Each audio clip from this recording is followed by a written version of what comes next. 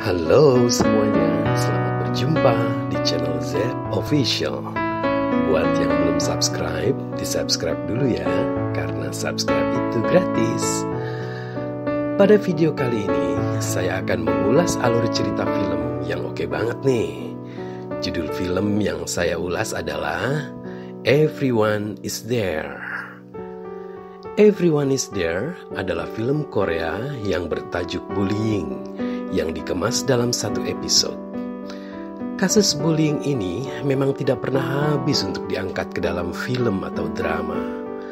Film ini mengisahkan tentang seorang siswa SMP yang bernama So-yeon, yang selalu menjadi korban bullying di sekolahnya. So-yeon mempunyai saudara kembar bernama Ju-yeon. Walaupun kembar dan sulit dibedakan, keduanya mempunyai sifat dan kepribadian yang sangat jauh berbeda. Nah, bagaimana akhir kisah So-yeon dan para pembulinya? Siapakah yang akan selalu menjadi penyelamat untuk So-yeon dan membalas dendam atas apa yang akan teman-teman So-yeon lakukan? Ayo kita lihat, begini kisahnya. Scene awal film memperlihatkan seorang gadis sedang berlari ketakutan di tengah hutan. Dia berlari di dalam gelapnya malam sambil berlari ke arah belakang. Dia pun akhirnya terpeleset dan jatuh di anak tangga. Dengan wajah penuh luka, gadis itu meminta tolong dan berkata lirih. Gadis itu bernama So-yeon, seorang gadis yang berusia 16 tahun yang kerap dibuli oleh teman-teman di sekolahnya. So-yeon hidup seorang diri lantaran ibunya sudah meninggal dan ayahnya sedang bekerja di luar negeri. Di rumah sakit, So-yeon mulai tersadar dan dia nampak bingung.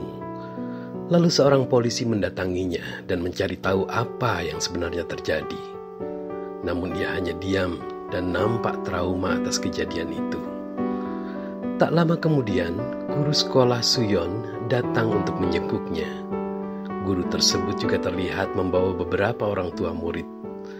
Ternyata mereka adalah orang tua dari tersangka tindak kekerasan yang dialami oleh So-yeon. Polisi berkata bahwa anak-anak mereka membawa So-yeon ke arah gunung dan semuanya terekam CCTV. Namun para orang tua membela bahwa anak mereka tidak bersalah karena tidak ada bukti kuat yang memperlihatkan tindak kekerasan tersebut. Salah satu orang tua juga berkata, jika anak mereka adalah pelakunya, dia akan mengakhiri semua itu dengan berdamai, dengan memberikan kompensasi.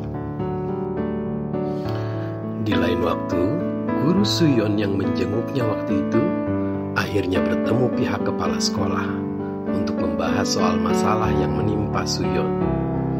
Akan tetapi, kepala sekolah mengatakan jika kasus tersebut diabaikan saja, agar reputasi sekolah tetap terjaga dan siswa masih tetap merasa nyaman.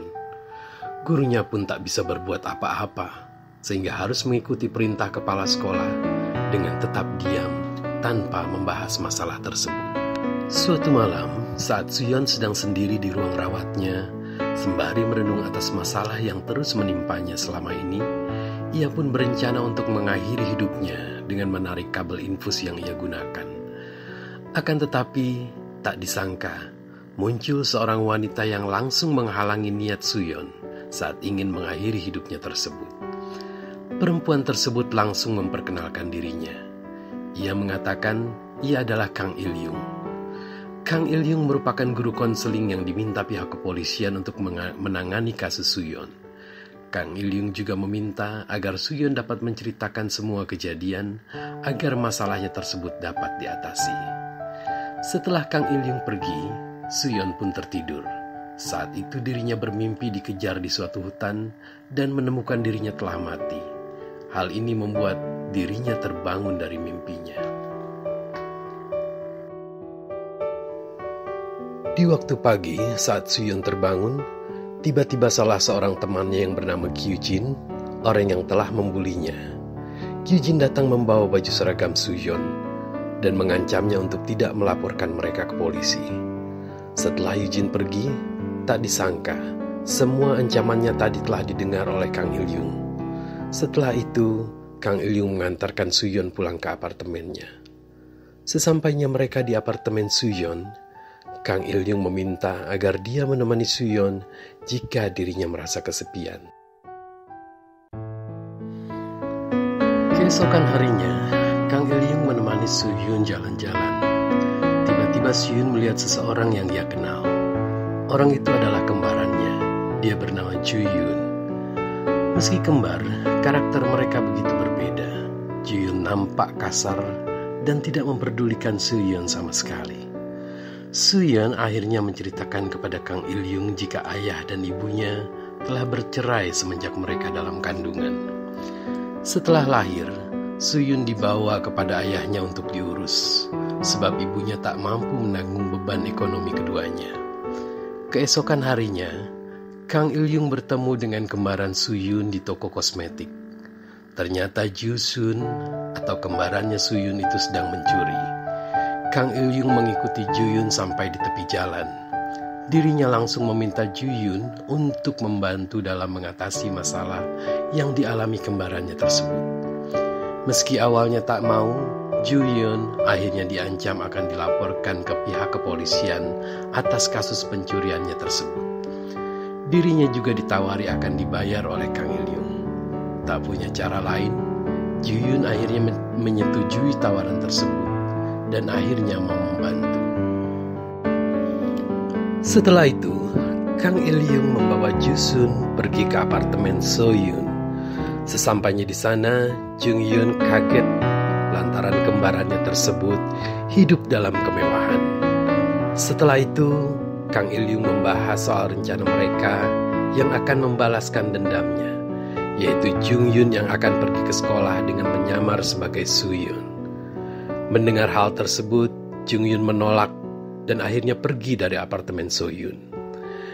Namun setelah berada di luar apartemen, Jung-yeon mendapat pesan baru yang berisikan video penyiksaan yang dialami saudara kembarnya, yaitu Soo-yeon.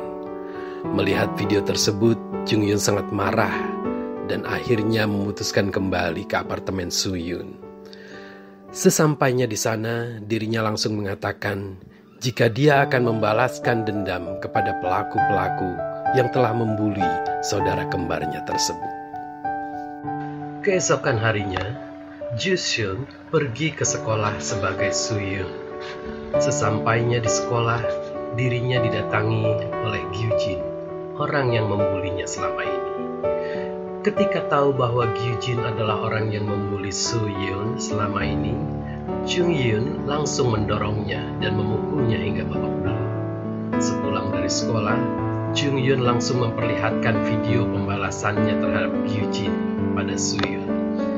Melihat video tersebut, Soo-yeon sedih lantaran dirinya yang tak menginginkan hal tersebut. Soo-yeon hanya ingin mendapatkan permohonan maaf dari Gyu-jin atas perlakuannya tersebut. Keesokan harinya, saat Jung-yeon masih tertidur, Soo-yeon langsung bergegas ke sekolah. Sesampainya di sekolah, Soo-yeon kaget karena orang tua Gyu-jin berada di sekolah dan meminta agar kasus pemukulan terhadap anaknya tersebut diproses. Mendengar hal itu, Soo-yeon pergi ke toilet dengan rasa takut. Melihat Soo-yeon yang sedang ketakutan, Gyu-jin akhirnya membuli Soo-yeon kembali. Setelah sampai ke apartemen, Soo-yeon akhirnya pingsan lantaran siksaan yang diterima dari Gyu-jin. Jung-yeon melihat hal itu, akhirnya marah dan menelpon Gyu-jin untuk bertemu di hutan, tempat yang sama seperti mereka menyiksa Soo-yeon. Karena takut, Gyu-jin pun menuruti dan akhirnya pergi untuk bertemu Jo-yoon di hutan. Sesampainya di hutan, Gyu-jin dipukul dari belakang oleh Jung-yeon hingga akhirnya jatuh pingsan. Saat sadarkan diri, Gyu-jin kaget karena dirinya telah diikat. Dirinya pun disiksa Jung-yeon. Tiba-tiba, So-yeon pun tiba di tempat itu dan mencoba melepaskan ikatan yang mengikat Gyu-jin. Jung-yeon pun mengatakan pada Gyu-jin bahwa dirinya dan So-yeon adalah saudara kembar. Gyu-jin akhirnya dilarikan ke rumah sakit dan Jung-yeon akhirnya dibawa ke kantor polisi untuk diminta dimintai keterangan. Akan tetapi, pihak kepolisian dibuat bingung lantaran Jung Yun tak mengatakan apa-apa. Hal tersebut membuat dirinya akhirnya dibebaskan. Sementara itu, saat Gyujin sadar, dirinya mengatakan jika malam itu So Yun berbicara sendiri dengan dirinya. Kondisi Gyujin pun kini semakin parah, hingga akhirnya ia dinyatakan gila. Tak terima dengan keadaan anaknya tersebut, ibu Gyujin langsung menghantam dan memukul Jung Yun. Tak terima dipanggil So Yun, Jung Yun akhirnya mengatakan jujur jika So Yun yang mereka cari sedang berada di apartemennya karena ketakutan. Dirinya juga mengatakan jika semua yang dilakukan adalah rencana guru konseling atau Kang Il Yung. Mendengar hal tersebut, kepolisian pun pergi dan mencari So Yun, akan tetapi mereka tak menemukannya. Guru konseling juga menghilang dan tak bisa ditemukan. Hal tersebut membuat para detektif semakin bingung. Tak lama setelah itu, detektif akhirnya sadar jika So Yun memiliki kepribadian ganda, di mana Jo Yun dan guru konseling sebenarnya adalah dirinya sendiri. Akhir dari cerita drama ini begitu mengejutkan, karena So Yun ternyata sudah meninggal saat dirinya yang meminta tolong di hutan pada malam itu.